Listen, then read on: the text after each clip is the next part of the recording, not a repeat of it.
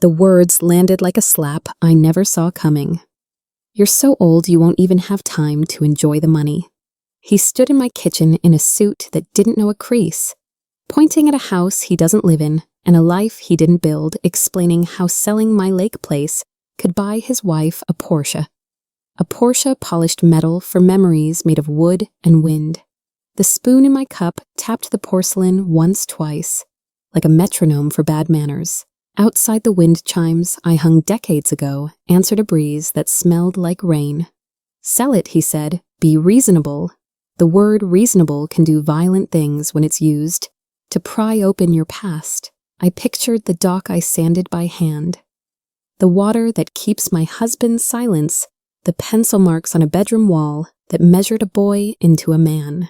I also pictured coral paint on a luxury SUV posed for a phone camera I'm never tagged in. You don't even use it, he said. Funny thing, people who call something unused rarely ask what it's still being used for. Some homes keep food and furniture. Mine keeps promises. I set the cup down before my hands gave me away.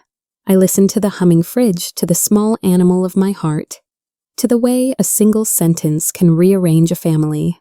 Do the right thing, he added, which is what people say when they mean do the thing I want. I could have argued square footage and market value. I could have begged for kindness in a voice I barely recognize anymore. Instead, I counted to 5 the way you do before cutting a wire. Here is what I will tell you, and only this by the time the steam left my coffee. A plan had a heartbeat. I didn't raise my voice. I raised a boundary. And somewhere between the second chime and the third, I decided who would hear from me first, and who would be the very last to know. I'm Iris Vesper, a 72-year-old widow, and the keeper of a quiet house by a stubborn lake. My late husband, Hale Vesper, a carpenter who could sweet-talk cedar into bookshelves, built the place board by board. The porch faces west, so the sunsets arrive like faithful guests. The wind chimes on the beam are mine. The hand-cut dovetails inside are his. I've been told I'm sentimental, as if remembering well is some kind of weakness. Maybe so, but I know the difference between clutter and history. The kitchen still smells like lemon oil and strong coffee. The floor knows where my heels land when I'm bracing for bad news. After the conversation that cracked the morning open, I stood right there, cup in hand, heartbeat in my throat, and listened to the apartment swallow the silence. A car door slammed down on the street. Voices drifted off. I touched the chipped mug Hale bought at a church sale and made a decision that didn't ask permission. The lake taught us patience. In spring, water nipped the dock like a puppy. In August, it slept. I can still see the pencil ladder on the bedroom wall, dates and half-crooked numbers, marking the rise of Keen Vesper, my only child, and a boy who once worshipped splinters and fish scales. Hale would whistle on Saturdays, pass me a sanding block, and call it couples therapy. We didn't have much money then, but we owned our time. That wall is still there under a light switch nobody notices. People say houses don't remember, but I've watched this one keep secrets better than most families. The day I realized I might lose it to a spreadsheet and a smile, I walked through each room like a nurse doing rounds.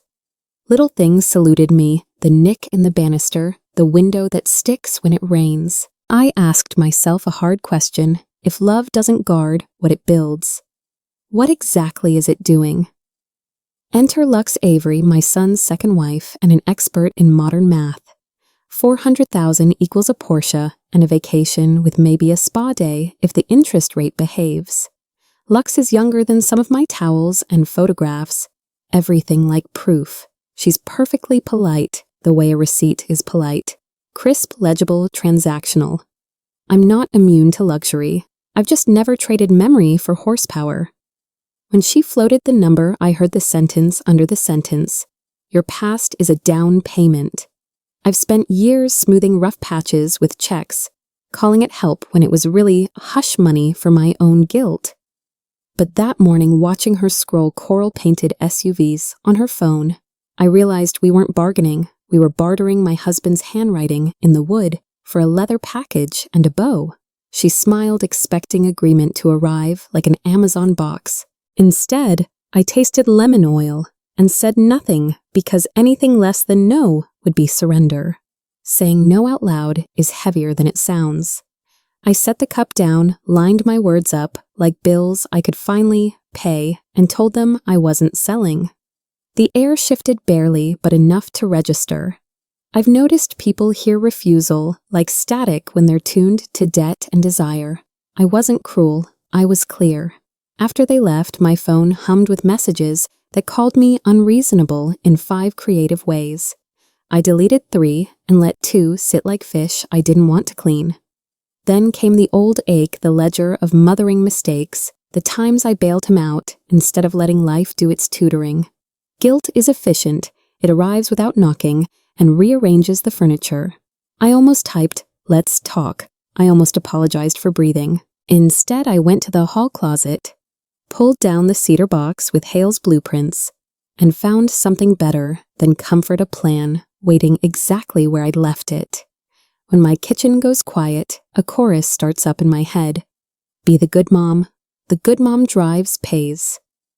Nods, never asks why the story always ends at her wallet. I opened the window, let cold air slap my cheeks, and listened to traffic swear its way down the block. I thought about friends my age, replaying the same movie, the adult child, with emergencies that breed in pairs, the partner whose need means now the way boundaries get labeled as betrayal. I made tea and stared at the calendar. Somewhere between dental appointments and a church bake sale sat a blank square big enough for courage. I didn't want revenge. I wanted a life that didn't apologize for protecting itself. The kettle clicked off. The wind chimes answered from 100 miles away. And just like that, I knew who would understand the difference between a price and a value, and why this conversation couldn't wait another night. I called Celine Chen, my former daughter-in-law, and a family law attorney who knows how to hold a line without raising her voice. During her 10 years with my son, Celine never once treated me like a vending machine with a casserole recipe. Respect can be quiet, but you feel it for years. When she answered, I heard steel wrapped in silk. I told her what was said in my kitchen, what was implied, and what I feared would happen next. She didn't gasp or scold. She asked the questions that matter. What do you want to keep? What can you let go? I said I wanted the house guarded by someone who could love it, and also tell me no when I needed to hear it. She paused, a lawyer's pause, measured for weight, and asked if I was ready to make choices my future self would thank me for. I stared at Hale's pencil notes and said yes. We met at the Maple Street Cafe, where the chairs wobble and the pastries don't. Celine Chen, former spouse to my son and current guardian of her own peace, arrived with a legal pad and eyes that notice exits. I didn't bring documents, just truth. I have a proposition, I said, and the room got smaller in a good way. I explained the lake, the pencil marks, the car, with a camera-ready paint job, and the difference between inheritance and entitlement. She listened like oxygen listens, present, invisible, vital. What's the real objective, she asked. Money, safety, message. Boundaries, I said. I want the house cherished, and I want to stop paying for everyone else's lesson. The server refilled our cups and left us to our future. Celine laid out possibilities like tools on a workbench, then looked up and asked, if I found a way to protect the place, and would you take it? I didn't blink. I would. Coffee cooled while Celine Chen mapped the ground disclosure valuation privacy. She said we'd need a clean sale, quiet paperwork, and a buyer who wasn't allergic to storms. Why me? She asked at last. Because you tell the truth even when it costs, I said. Because you loved the house when loving my family was complicated. And because you'll keep it alive. She didn't smile. She nodded, which felt sturdier. Then here's the rule, she said. We do it by the book. You're not running from a fight, you're choosing better ground. I thought about every roadside rescue I'd funded, every argument that ended with me writing a check to buy peace that never arrived. What's the first step, I asked? Celine capped her pen. Proof of value. And we keep this between people who understand vows. I touched the rim of my cup, felt the small tremor in my fingers steady, and said, "Let's begin." I still had the binder from Orson Pike, a licensed appraiser who has been measuring other people's hopes for 3 decades. The report lived under my sewing kit with the buttons that don't match anything anymore. I slid it across Celine's table like a deck of cards you only deal once. Orson's photos showed the dock braced right the foundation, holding the roof with years left if you respect winter. "You've been ready," Celine said. "Not ready exactly. Prepared the way widows prepare after the casseroles stop arriving." I'd also kept notes. Dates, requests, transfers, all the times.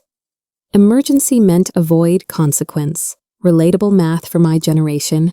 We keep receipts because sometimes love needs a paper trail. Celine took a breath, weighed the numbers, and said the sentence that clicked the next gear. "The value is fair. If I buy it, won't be a favor. It will be a decision." Relief arrived gentle as rain, and with it, resolve. 2 conditions, Selina Chen said, setting the appraiser's binder between us. First, you retain use whenever you wish holidays, Tuesdays whenever the chimes call you. Second, no secrets from yourself. If you start to doubt, you tell me before you sign. I confessed the hitch in my chest that selling might feel like betrayal, even if it saved the place from a worse fate. "Homes aren't altars," she said. "They're vessels. Let's keep it useful and loved." Useful and loved that sounded like marriage vows, the kind that outlive gold rings. I pictured Thanksgiving with laughter in the rafters, instead of whispers on a group text. I pictured saying no without bracing for the storm. "I accept," I said, and meant it. We didn't toast, we penciled a timeline. When the bill arrived, we split it. Because symbolism matters. Walking out, I realized my shoulders had lowered an inch. Boundaries do that. They hand your body back. The plan needed 3 things: quiet, cleanliness, speed. Celine Chen would buy, under her birth name, to avoid drama file, everything by the book and keep the circle small. Me, her, and Orson Pike, if clarification came calling. No inspections we didn't need, no chatter we couldn't control, no just checking in messages that bloom into fights. I would treat the lake house like a patient in recovery. Gentle care, minimal visitors. Celine would handle filings funds and the deed. "We'll start the clock," she said, "and you won't discuss this with anyone who thinks a Porsche is a personality." I laughed, then surprised myself by not apologizing for it. Sometimes a plan feels like a door clicking shut. This one felt like a porch light coming on. I texted a simple line to set expectations, still thinking. In truth, the thinking was done. Somewhere between the 2nd chime and the 3rd tomorrow had already begun. I drove to the lake house the way I always do, when the week feels too loud, windows cracked, oldies low. Thermos of coffee riding shotgun. Habit is a kind of prayer at my age. Same exit, same gravel pop under the tires, same sigh when the trees open to water. I wiped the entry table with the cloth I keep under the sink, checked for mouse droppings like Hale taught me, and started my small routine dust sweep. Listen. The rooms answer if you give them a minute.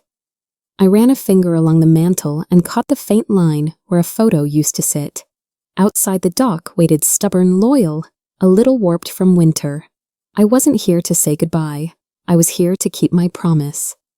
When my phone buzzed with Celine Chen's text, 2 minutes out, I looked around one last time and decided no one would see me cry today.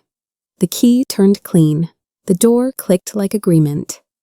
Celine Chen arrived in a navy blazer and weekend shoes, the kind of balance only lawyers and choir directors get right. She carried a measuring tape, a clipboard, and the steady air of a buyer who knows what she wants.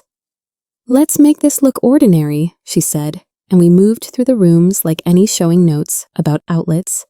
Questions about the septic, a polite nod at the view. If a neighbor passed, they'd see 2 women doing due diligence. In the kitchen, Celine checked the sink sprayer. In the hall, she tested the dimmer I never liked. I learned long ago that calm is a choreography. "Open the attic, please," she said loudly, and I smiled. We climbed the narrow stairs, and she whispered, "You're doing well." I thought of times I had performed stability for men who wanted my yes. This was different. We weren't play-acting approval, we were staging safety. On the way down, the chimes sang like witnesses. We paused at the built-in bookshelves Hail Vesper shaped from cherry he rescued off a job site. He used to joke that wood with a past behaves better. I traced a nick where a hammer once slipped the tiny crescent. I never sanded out because mistakes deserve citizenship. Storage Celine Chen asked loud enough to carry. History, I said under my breath and set a cookbook on the shelf so it looked like I was testing weight. For people my age, small objects are anchor lines, the jar of mismatched screws, the pencil that still has bite, the level that reads truer than memory.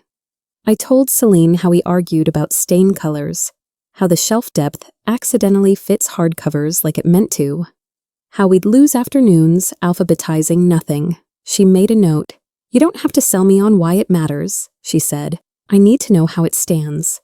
I pressed my palm flat. The wood was warm. So was my resolve. The garden held its breath the way old roses do. Thorns' honest petals tired of pretending. We walked to the far corner where the wind slows and the ground settles like a lap. That's where Hail Vesper's ashes sleep under stones he hauled with a wagon we never returned. I had placed a bench there after the first winter, then moved it when the sun grew too hot. Grief is practical when you let it be. You sure, Celine Chen asked in her outdoor voice, the one that respects quiet. I wondered if love could be both keeper and gate. People think age makes you cling to objects. It's the opposite mostly. Age lets you bless the handoff. I looked at the roses, at the chipmunk darting under the fence, and at the lake always minding its work. I'm ready, I said. The breeze shifted toward us as if to check. Ready doesn't mean painless, Celine added. No, I said. It means chosen. At Celine Chen's office, the conference table smelled faintly of lemon wipes and confidence. Greta Lark, the notary, wore readers on a chain, and the patience of someone who has watched families behave badly on Thursdays. We confirmed the parcel number, the legal description, long enough to be a poem without music, and the absence of liens. Sign here, Greta said, tapping the line with a capped pen. My name has never looked so much like a sentence. We initialed where adults initial to say, I read the parts nobody reads. Celine's check waited in an envelope neat as a church bulletin. You okay? She asked, eyes on mine. Not the papers. I thought of every time I signed to save someone else from a consequence. This signature wasn't a rescue. It was a boundary with a date. Greta stamped the last page. The seal thudded like a heartbeat through the table. Effective noon today, she said. I checked my watch. 10:58, 2 minutes to freedom. Money made its quiet move wire, received closing costs. Accounted taxes squared the way Greta Lark insists. My bank app didn't celebrate. It simply updated numbers modernized by principle. I've learned that clean isn't just about paperwork. Clean means no back channels, no favors owed, no stories with sticky edges. Celine Chen handed me the copy packet with tabs you can find in the dark. You won't have to defend this, she said. It defends itself. Relief doesn't always come as tears. Sometimes it's a steady exhale that tastes like peppermint and relief from duty. We reviewed access utilities and the window when movers would make the porch look like a temporary museum. You still welcome whenever you want. Celine added not as charity, but as design. I thought of Saturday pancakes of humming in that kitchen, because the radio won't catch a station of leaving slippers under the bed and worrying about nothing. Clean meant I could come back honest. I sent Lux Avery a polite text. Still thinking, and let the dots do their little dance. Her reply landed fast, strike while the iron is high. My generation knows the phrase doesn't go that way, but I left it alone like a crooked picture in someone else's hallway. People who rush you rarely plan to carry what breaks. I put my phone face down and watered the violet on my windowsill, the stubborn one that refuses to bloom on demand. An hour later, Lux sent a photo of a coral SUV with a caption about manifesting. I sent a heart because sometimes the kindest boundary is the one that reveals itself. I wasn't being coy. I was giving Keen Vesper room to show me his shape when patience runs out. 24 hours, I told myself, and brewed tea like a ritual. You learn with age that silence is not surrender. It's a mirror. What people do with it writes the next chapter. I left the day empty on purpose. No calls to return, no errands to pretend were urgent. I folded dish towels the way Hale Vesper liked thirds then halves. Because rituals keep your hands from writing apologies, the apartment settled into afternoon, a kind of hush that makes clocks louder. I wrote a list titled, "What Stays Mine," and it wasn't money. It was voice keys, the right to say no without footnotes. Around 5, I walked 2 blocks to mail a birthday card. Let the corner bakery talk me into a slice I didn't need, and nodded to the couple arguing cheerfully about olives. Familiar life has a way of anchoring you when storms circle. Back home, the sun slid behind my building. I checked my phone. Nothing yet from Keen Vesper. The old me might have nudged the conversation like a waiter, topping off a glass. The new me let the waterline be. At 8:15, the screen finally lit. I didn't answer, not yet. I called at 9 when people with jobs are usually home and the day has softened enough to tell the truth. I sold the house, I said, and the line turned into snowfall, silent, thick, endless. You can hear a person thinking even when they don't breathe. To who? Keen Vesper asked crisp like he'd practiced. I stared at my living room rug, the one with a stubborn tea stain, and chose my next words with both hands. To someone who understands what it is. There are 100 ways to say, not you, without saying it. He started in about process and price, and who gave me permission to move that fast? I let him finish because interrupting only feeds the fire. When he paused for proof, I gave him a kindness he wouldn't recognize as such. The sale is legal, fair, and final. Another snowfall. Then a low, unbelievable, as if disbelief can void a deed. Believe it, I said, and ended the call before I explained myself away. The second call came hot.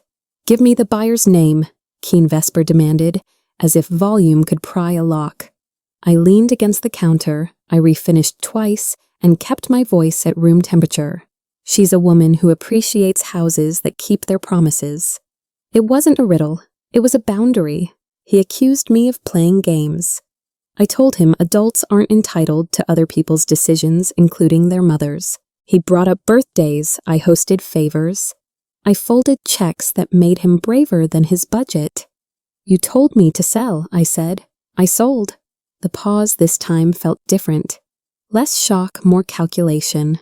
We'll see about that, he said, the kind of phrase men use when they discover the bank is closed. Good night, I answered and put the phone in a drawer. I reserve for things that buzz. In the quiet, after I made a sandwich, I didn't want, because sometimes chewing is easier than shaking. The next morning, Celine Chen sent a short update. Ivo Wrangel is in place. Ivo is the kind of sensible man houses trust boots that don't scuff floors. A voice that calms dogs and a habit of fixing what he notices without fuss. He would stay at the lake house for a few days while paperwork settled and deliveries arrived. A living do not disturb sign. He's ex-park ranger, Celine added, which translated to unflappable. I liked that word. It reminds me of aprons and airplanes. We set a schedule, utilities checked locks, examined porch light bulbs replaced before they burn out at the worst time. Ivo texted me a photo of the dock at sunrise, silver water, gold sky, no commentary needed. Looks right, I replied. He sent a thumbs up I could almost hear. Knowing someone steady walked those floors made my spine unclench another inch. Boundaries are good, backup makes them better. I poured more coffee and let the steam say amen.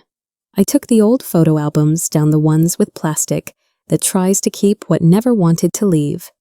There's a picture of Keen Vesper missing 2 front teeth holding a fish like a trophy and terror at once.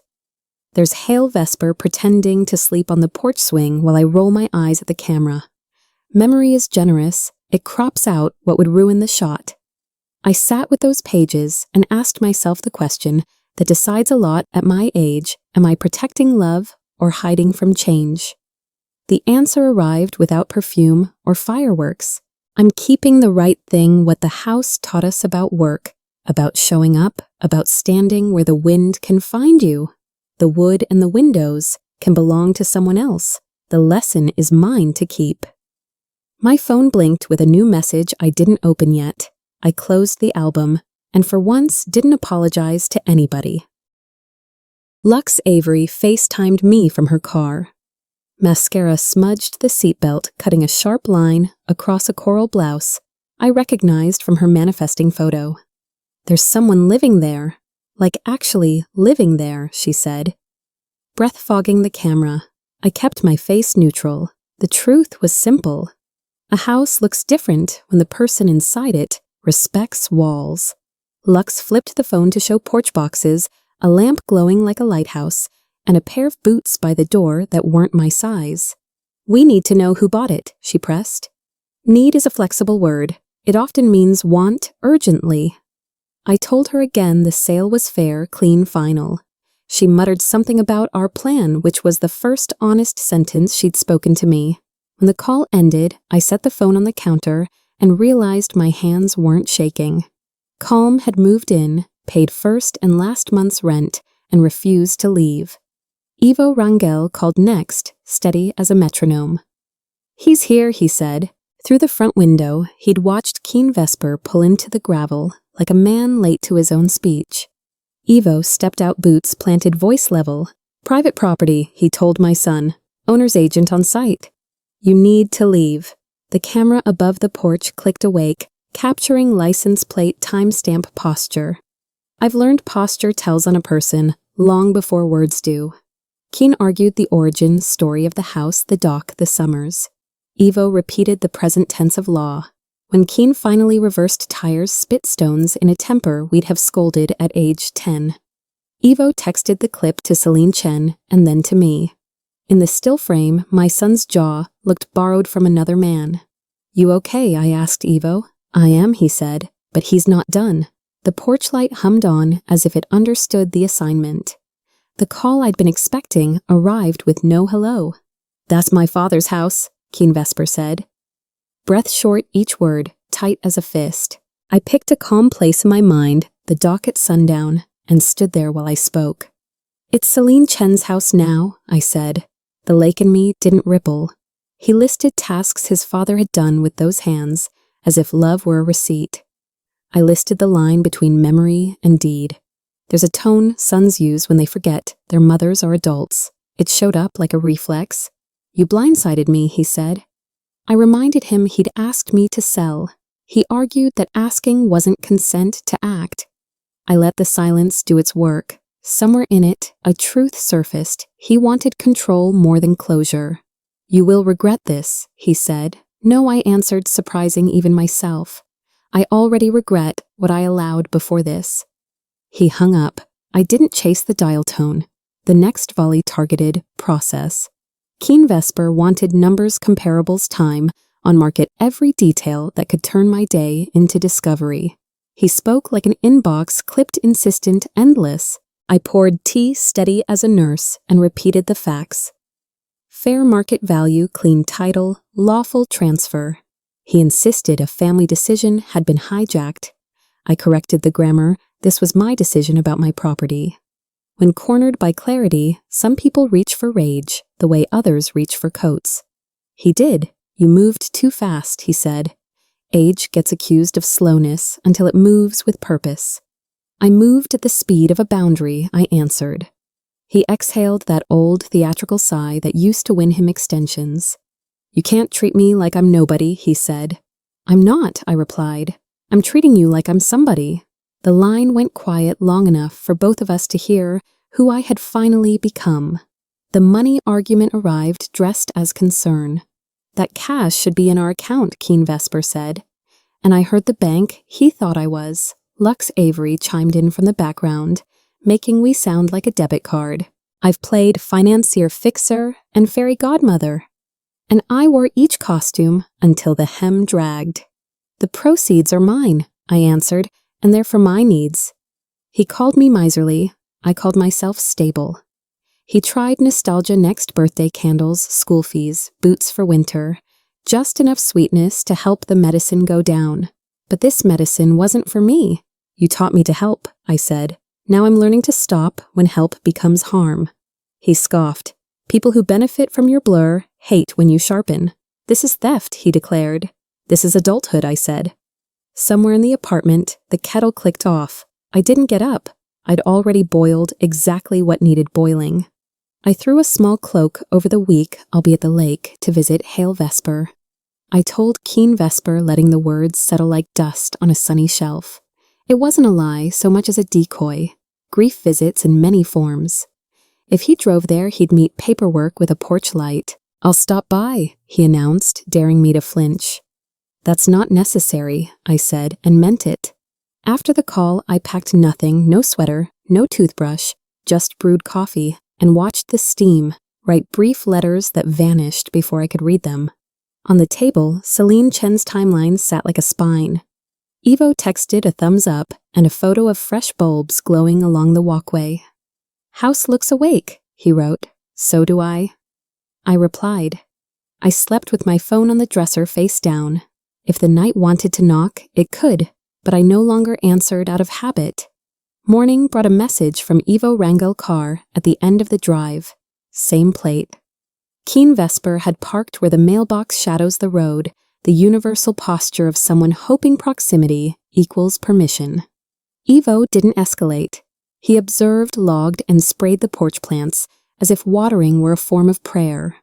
He's waiting for you, Ivo said, and I admired the accuracy. Keen has always waited for me to soften to finance, to forget my own terms. Document. Do not engage, Celine Chen texted back lawyerly, even in brevity. I pictured my son watching windows, trying to recognize a life that no longer starred him. It hurt the way truth can ache, like healed bone in bad weather. Still hurt isn't a compass. I made oatmeal, added the good raisins, and sat by my own window several miles away. The bowl warmed my hands. The day warmed around its center. Waiting changed nothing. Writing the record did. We began our log like two women building a bridge. Dates times duration behavior. Celine Chen set up a shared folder the way some people set up carpool. Facts are seatbelts, she said. She was right. Facts keep you from flying through someone else's story when they slam the brakes. Ivo Rangel uploaded clips labeled plainly. July 3rd, 8:42 p.m., car idling July 4th, 9th, 17 p.m., slow pass July 5th, 9th, 58 p.m., on foot, near mailbox. I added a note about phone calls' tone. Phrases that ticked like little bombs, you owe me. We'll see this isn't over. The discipline helped. It gave my worry something useful to carry. I thought of friends who document blood pressure, steps medication. This was similar health for a situation trying to get sick. When the folder felt substantial, Celine pressed send on an email to the precinct. We're asking for a conversation, not a war, she said. War often starts where boundaries weren't. Officer Calder Wynne arrived at the lake house with the softness good officers say for birthday parties and bad news. He listened to Ivo Rangel, watched the footage, then waited on the porch until Keen Vesper pulled up, as if summoned by consequence. You've been formally warned, Officer Calder, said voice, neither cruel nor negotiable. You are not to return to this property. Keen launched into lineage and legacy. Calder answered with statute and summary. Somewhere crickets stopped mid-phrase. I've learned men like Calder do their best work when nobody's filming it for sport. He didn't shame my son. He gave him a door out. Take it, I whispered into a room miles away, as if the sound could reach the gravel. Keen finally nodded a jerk of the chin that looked like swallowing a pill without water. Calder's cruiser rolled away first. Then my son's sedan. The porch light clicked off. Night exhaled. Paperwork waited patient as sunrise. By afternoon, Lux Avery stood at my door, sunglasses on indoors, hands shaking around a to-go cup. She looked less like an influencer and more like a person. He's not sleeping, she said, voice thinning. He put up a wall in the office photos of the house of you, of Celine Chen, and red string everywhere. I poured water.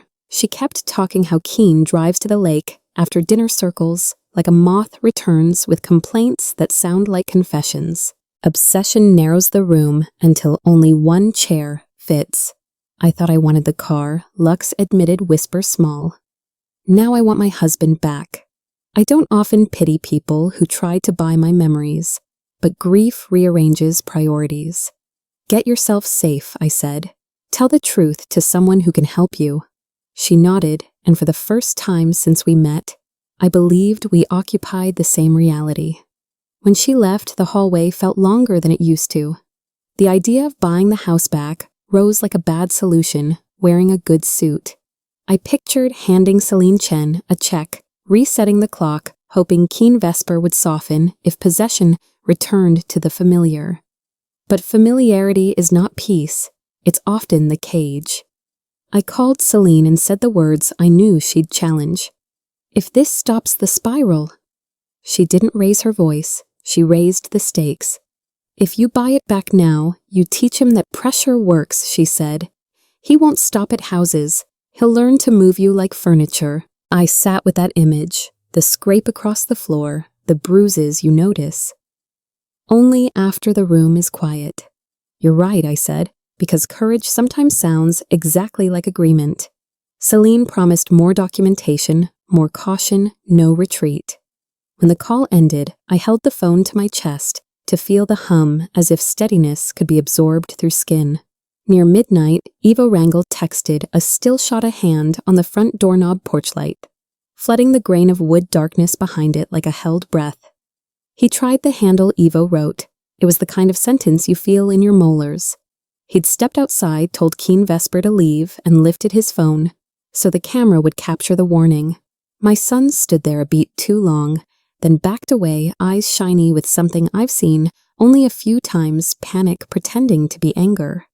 I could picture the exact sound that knob makes the click, like a throat clearing before a boundary is spoken. I thanked Ivo, texted Celine Chen, and sat at the kitchen table in the dark, letting the refrigerator hum be a soundtrack. Sleep didn't arrive, but resolve did. Some nights, that's enough to get you to morning without breaking. At dawn, Celine Chen filed a detailed report. Times still statements and a thumb drive that could outlast denial. She's the kind of woman who knows which drawer holds the stapler in any stranger's office. The desk sergeant red-watched, nodded. If he returns, we'll arrest, he said, and there it was, the line painted on the pavement, visible even in rain. I thought of parents my age who have called cops on sons and daughters to save lives that didn't want saving yet. Love can be fierce and unpopular. You prepared me for this, I told Celine. She shook her head. You prepared yourself. I just held the flashlight. Back home, I made eggs I didn't taste and watched the street. Wake garbage truck dog walker, the neighbor who wears a hat like a story. The world kept going. So did we. I slipped the printed report into a folder labeled House and felt more housed than I had in months. The last gasp of denial looked like a business plan. Keen Vesper hired Jax Hollander, a private investigator with a website full of bravado and a Yelp page full of typos to find the loophole. They combed records called Cousins, tried to bait Greta Lark with procedural trivia. Meanwhile, bills stacked like a Jenga tower, and Lux Avery started a suitcase she pretended was for a trip. Jax left a voicemail on my landline, chummy tone veiled barbs, asking if I'd like to avoid public embarrassment. I saved it to the same folder as the photos, and felt oddly grateful. Sometimes people do your documenting for you. 2 weeks, 3 invoices, 0 leverage. Nothing to challenge, Jax finally told Keen, loud enough for Ivo Rangel to overhear on the porch. Ivo texted me the quote. I breathed out a month's worth of air. When fantasy ran out of runway, reality waited with its hand out. The next step would not be cheap, nor kind. Lux Avery showed up without eyeliner, which told the truth before she did. She wrapped both hands around a paper cup like it could warm a marriage. We're underwater, she said. Credit cards, personal loans, a temporary bridge that never bridged anything. She confessed to late fees the size of groceries. My sister Nova Serrano says I should come to Phoenix for a while. The words collapsed inside the room. Lux wasn't angling for cash. She wanted out from under a roof made of panic. I thought about the day she posed next to a coral SUV and how fast paint fades when the bill arrives. Go, I said. Get safe, get sleep. She nodded, and for a moment I saw the kid under the contour. Before she left, Lux asked a question that sounded like prayer. Is there any way this turns back into normal? I shook my head. Not the normal you're remembering. The door clicked. A chapter ended itself. The voicemails stacked like plates, each one a little more cracked. Keen Vesper accused me of conspiring with Celine Chen, with the county clerk, with anyone who had ever worn a lanyard. There's a network, he said, and the word tangled around his breathing. I know the sound of my son's bravado. This wasn't it. This was fear looking for a villain it could lift. I saved the messages to the folder where facts live and brewed tea strong enough to stand a spoon. A friend my age once told me when someone's drowning in a teaspoon, you can't climb in and drown politely with them. You have to hand them a towel and a phone number. I texted Celine, he's spiraling. She replied, document, don't debate. The next voicemail came with a new tone. High fast convincing himself out loud. This isn't over, he said. He was right, but not in the way his fear had promised him. An hour later, Celine Chen called from the lake house, low voice blinds mostly closed. He's back, she said. He moved along the side yard and looked through the bedroom window. I pictured the exact pane, wavy glass-old latch, the view that turns lilac at dusk. Are you safe? I asked. Yes. Ivo Wrangel is inside, she said. I heard Ivo in the background, steady as furniture. The sentence that followed tasted like metal. He tried the handle first. I stood very still, as if motion would spill something I needed to keep. We'll file, Celine added. Tonight. I opened the log and typed while she talked time placement behavior. The act of writing anchored my hands. When we hung up, I stared at Hale's blueprint box on the shelf and felt both grief and relief at once grief that it had come to this door relief that the hinges held. Paper would become action now. It had to. Officer Calder Wynne returned to the porch he knew too well. Ivo Wrangel played the footage. Celine Chen gave her statement. When Keen Vesper pulled up, Calder spoke like a man who'd rather be anywhere else on a Wednesday. You're under arrest for criminal trespass, he said the words clean as cut wood. Keen's protests swung through the usual branches. Birthright legacy, just checking until they ran out of tree. At the station, the booking process turned a storm into forms. Hours later, Lux Avery posted bail eyes rimmed red as stop signs. She didn't look at me when she called to say he was out. I'm leaving in the morning, she whispered. I can't keep watch over someone who thinks the rules are ghosts. I thanked her for telling me and sat on the edge of my bed like a teenager who couldn't name a feeling. Sleep walked past me. I waited for morning to choose its weather. By noon, the idea I hated most dressed itself as mercy. I phoned Celine Chen and said it anyway. If buying it back stops this, I'll do it. She didn't scold me. She saved me. If you undo the sale now, she said, you teach Keen Vesper that pressure works. He'll never learn the difference between love and leverage. I pressed 2 fingers to the bridge of my nose, an old habit from long negotiations with grief. He's my son, I said. I know, she answered. And you're his mother, not his guarantor. The room steadied around the sentence. Celine promised extra exterior lighting, more patrol passes, a lawyer's version of lamplight in every dark corner. Hold, she said, not forever, just long enough for the next right thing. I hung up and realized I was standing taller. Boundaries don't make you hard, they make you upright. My phone buzzed again. I didn't answer, not this hour. Midnight has a sound, and I heard it through my phone. Ivo Wrangel's whisper, a porch camera's whir. Gravel shifting like teeth. He's back, Ivo said. A beat later. He has a crowbar. The video arrived Keen Vesper at the doorframe. Jaw clenched, one hand gripping a gas can, the other wrapped in impatience. Celine Chen stayed inside per the officer's advice. Ivo spoke from the threshold firm and measured leave now. Police are on their way. When Keen lifted the crowbar, the porch light caught more than metal.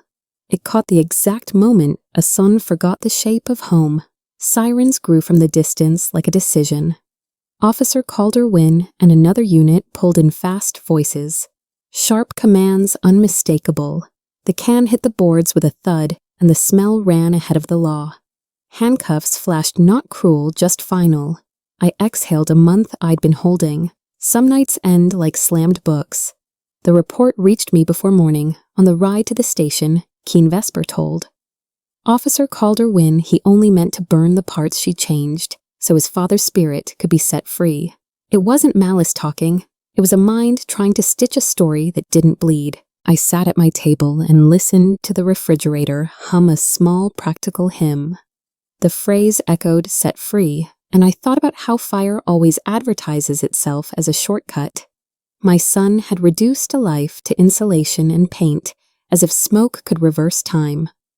I texted Celine Chen 2 words, "I'm sorry," and she answered with 2 better ones I know. Outside, a garbage truck performed its daily miracle, swallowing what no one wanted to keep. Dawn arrived uninvited, and still I welcomed it. The world would insist on continuing, so would I. But not without bringing somebody else into the room. They placed Keen Vesper on a 72-hour psychiatric hold. A nurse with a kind voice explained intake observation the way hours stretch when your mind is sprinting. I signed the papers they'd let me sign and stood in a hallway, painted the color hospitals think is hope. I felt 2 things at once, love and fear, and neither asked for permission. When I finally sat in the visitor's chair, I could see the outline of a man who once fell asleep in the back seat after beach days, lips purple with popsicle. The intercom crackled. 10 minutes, someone said. 10 minutes used to be nothing in our house. Now it was everything. I folded my hands to keep them from remembering old comforts they couldn't give.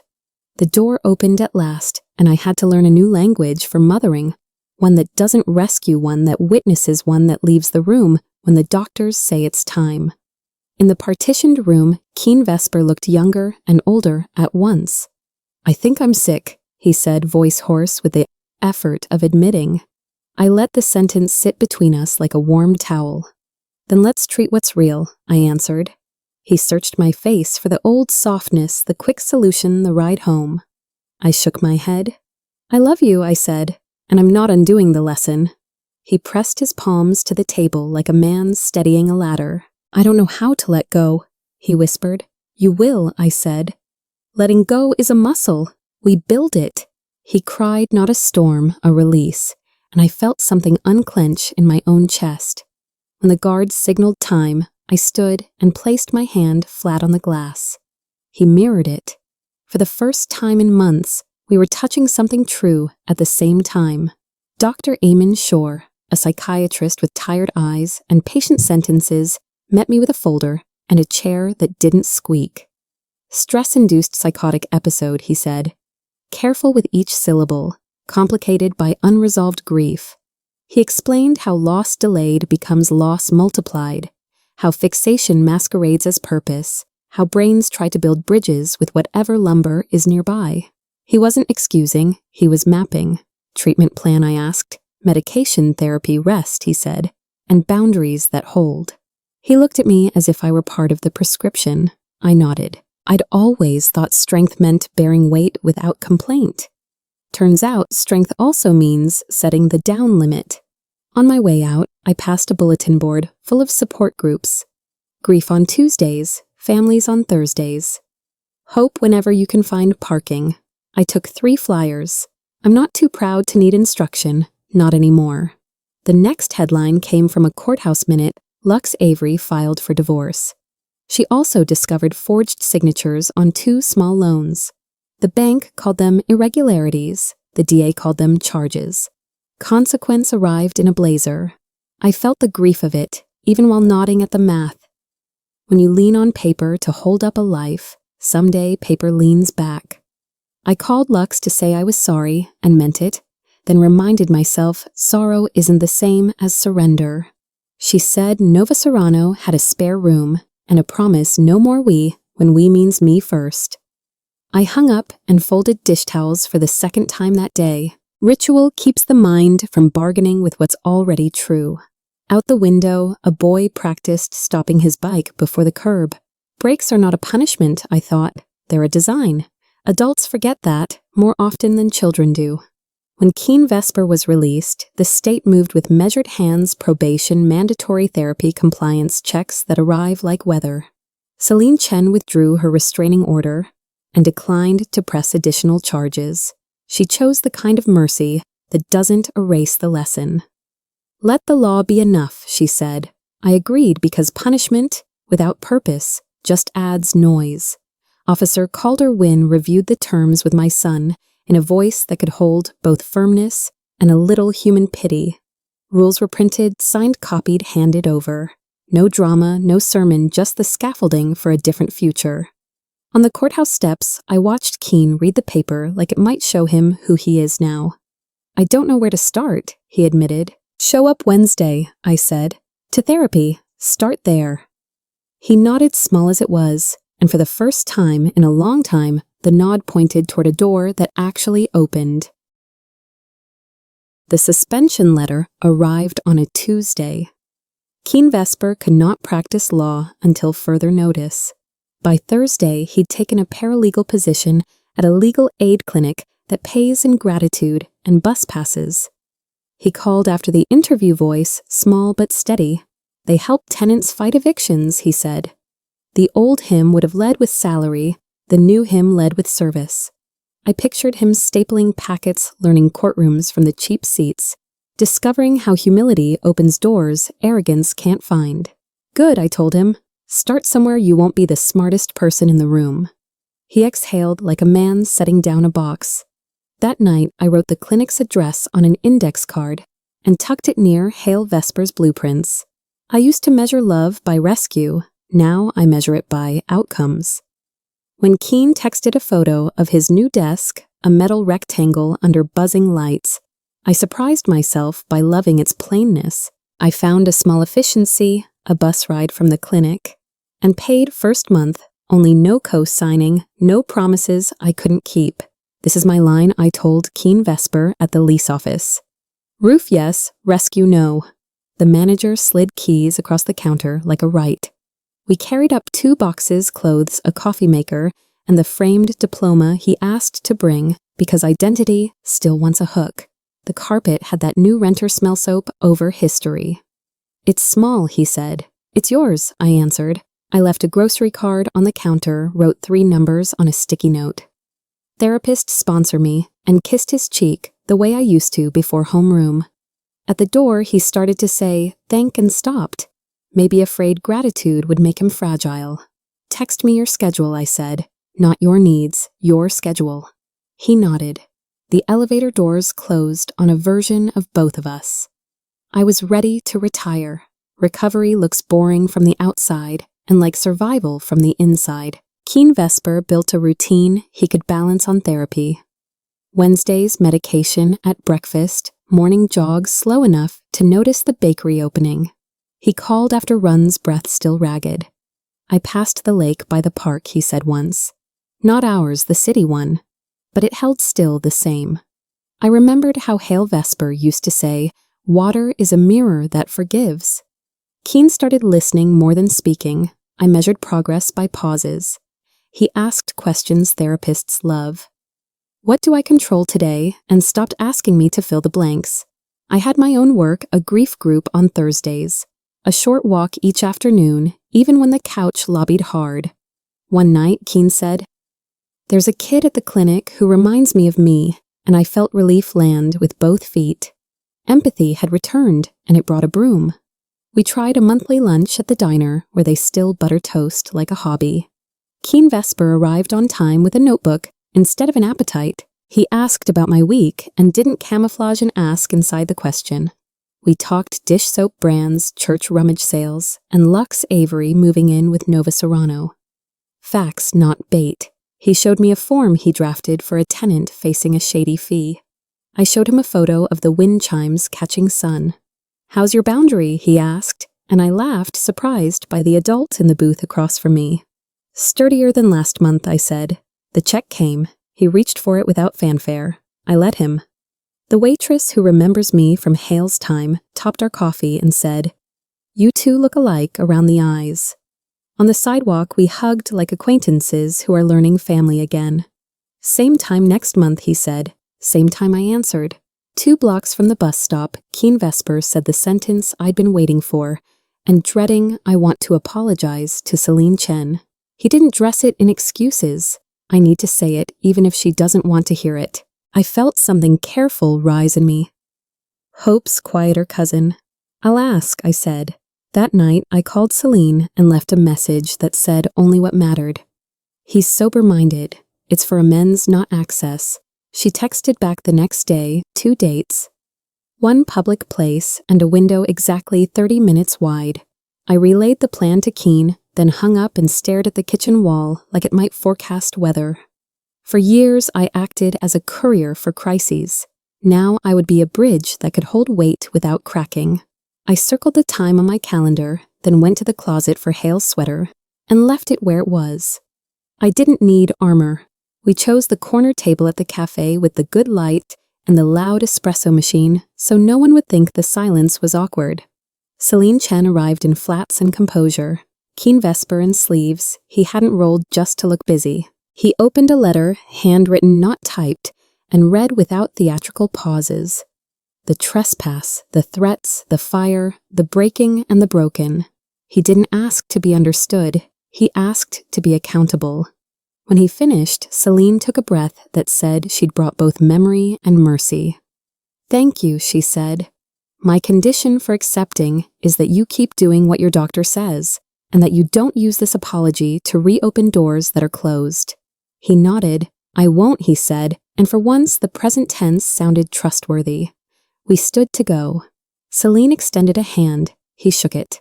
I watched 2 people choose civility on purpose, which feels rarer than forgiveness. News from the lake house arrived in small, bright pieces. Celine Chen refinished the porch swing, the kitchen tiles stopped pretending to be cheerful, and actually were. She sent a photo of the built-ins Hale Vesper made, now holding her casebooks next to poetry I once read out loud by lamp. "The house breathes," she texted. "I visited on a Sunday afternoon. The rooms knew me, but didn't need me, which is what you want from grown children and good houses." We ate soup at the table, Hale sanded, until it felt like skin. And Celine asked about my group, not my gossip. Before I left, she showed me the spare room, fresh paint, a quilt that looks like weather. "Yours," whenever she said.